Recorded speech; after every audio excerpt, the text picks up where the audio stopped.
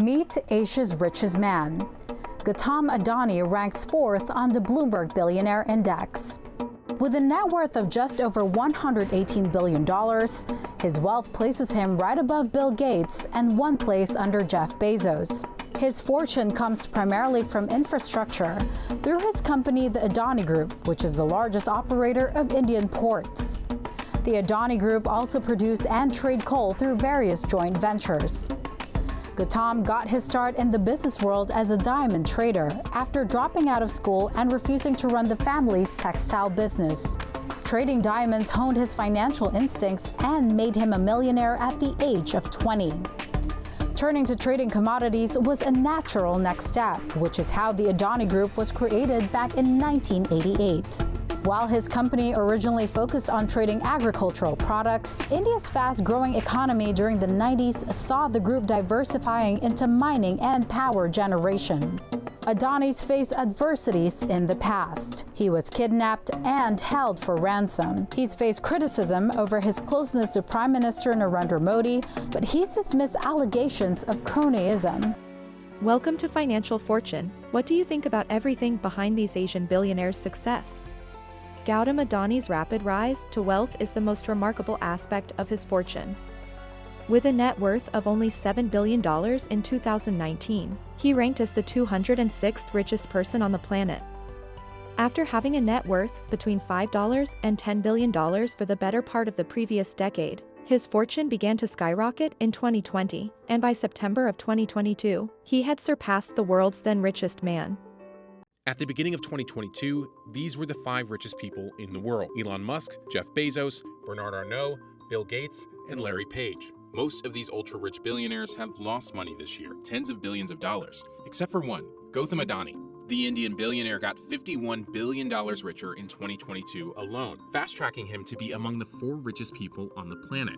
The kind of rise that you have seen is truly phenomenal and probably unprecedented in the world, that in such a short time, a single individual has been able to acquire assets across industrial sectors and has emerged as one of the largest billionaires in the world. The rise of Gautam Adani to being the richest man in Asia in 2022 is staggering. It is staggering in its speed, and it is staggering in the magnitude of the wealth being accumulated by one individual. It also is the hallmark of the increasing wealth disparity of the world. We can't continue to have such an enormous concentration of wealth in the hands of only a couple of individuals. First off, who is Gautam Adani? Adani serves as the chairman and founder of Adani Group, an Indian multinational conglomerate. Coming from a middle-class family background, Adani began his entrepreneurial journey in Mumbai's diamond industry in the late 70s. Gautam Adani is a very astute businessman, and when you look at his empire today, it spans everything from power generation, coal, gas, renewable energy, grid transformation, ports, and literally almost every industry in India. His wealth today is derived really from his stock market valuations of the companies, and that is why he has skyrocketed to the very top and near the very top of even global tables. Surging energy prices and soaring valuations of Adani's 7 publicly traded companies has added more than $50 billion to his net worth this year. Surprisingly, despite the sharp rise in the Adani companies, you will hardly find any analysts having a formal coverage of the Adani stocks, which is extremely surprising because companies of this size should normally be covered by a whole host of analysts. So this spectacular rise in share prices of the Adani company has really happened with a very narrow and institutional investor holding. Hindenburg Research alleges in a stunning 32,000-word report that the Adani Group has been engaged in a decades-long scheme of stock manipulation and accounting fraud designed to enrich themselves, the Adani principals, at the expense of outside shareholders. Since Hindenburg's report, the Adani Group has lost over $100 billion in market value, a stunning collapse over a period of just 8 or 9 days. Some of the key allegations made by Hindenburg are: one, that Adani has enlisted a vast network of allies and offshore proxies to hold stock in his publicly listed companies. The purpose of this maneuver, Hindenburg alleges, is so that Adani can skirt Indian regulations that require any publicly traded firm to have at least 25% of its float, meaning 25% of all outstanding stock, held by non-promoters, people who are not employed by or affiliated with the Adani Group. Hindenburg homed in on Vinod Adani, his brother, who specifically manages a labyrinth of offshore shell entities, many of them registered in Mauritius. Secondly, Hindenburg alleges that the Adani Group uses offshore entities and proxies to move money around between the Adani Group's various subsidiaries. Hindenburg alleges the purpose of this is to misconstrue the actual state of the various Adani companies' finances. Now, Hindenburg presented several examples of offshore shells sending money through onshore private Adani companies onto the listed public companies, seemingly for the purpose, according to Hindenburg, of engineering Adani's accounting, such as bolstering its reported profit and cash flows, and cushioning its capital balances, and essentially making these entities seem more creditworthy than they actually are, which is a key part of how Adani has grown, is by issuing vast amounts of debt. It has about $20 billion in net debt.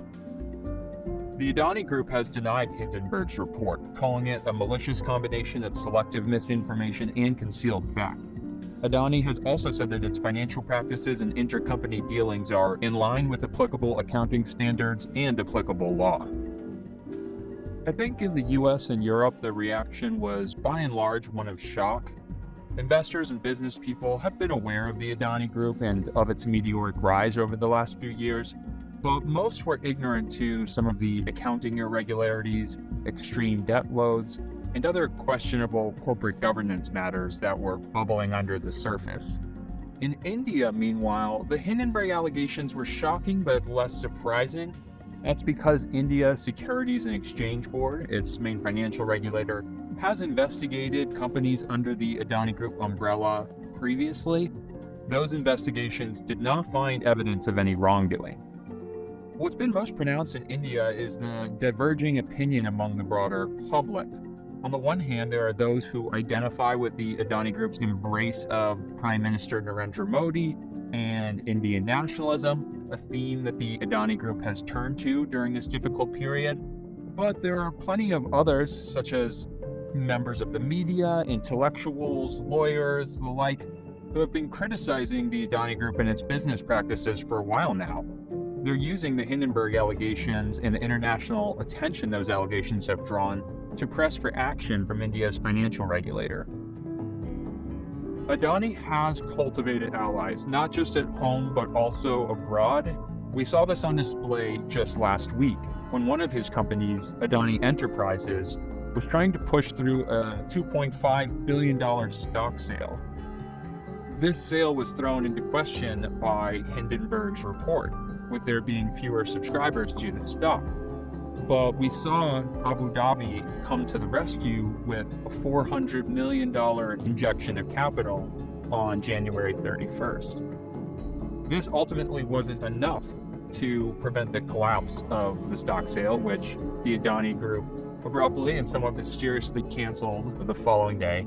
But also last week we saw Gautam Adani in Israel shaking hands with Prime Minister Benjamin Netanyahu for the ceremonial signing of the Adani Group's takeover of the Haifa port, Israel's largest port. So just due to the sheer size and scale of the Adani Group's enterprise, it does have allies abroad whose goodwill and whose financial clout might prove dire for the Adani Group in the days ahead. On the one hand, Hindenburg's allegations haven't done much to affect Adani Group companies. The ports are still receiving ships, energy companies are still producing energy.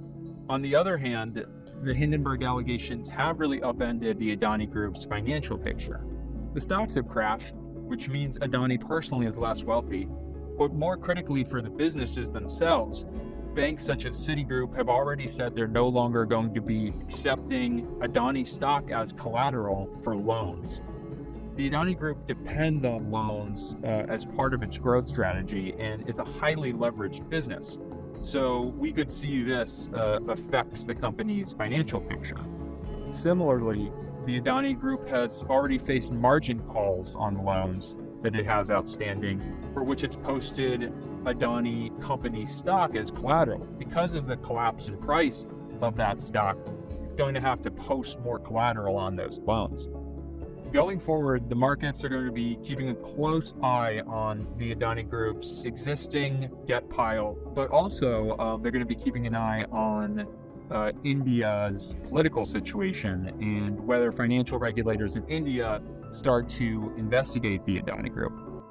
The Adani Group has spent the past decade rapidly expanding its business empire with the help of the vast sums of money that were borrowed. But why did the banks give them such large loans? If any of the Adani companies ran into liquidity issues, the skyrocketing share prices wouldn't have hurt. If they needed to raise capital, they could issue new shares, but the high share price might be an illusion. The claims made in the Hindenburg short report have not been verified, of course. Adani strongly refutes these claims and has threatened legal action against the short seller. Hindenburg concludes his brief report by asking the Adani Group 88 questions about the discrepancies he claims to have discovered. Adani has not provided any sort of public response to them as of the time this video was made. That's going to be it for this video. Let us know your thoughts on the Adani Group. Please share your thoughts in the space provided below. Thank you so much for watching, and we'll see you in the next episode.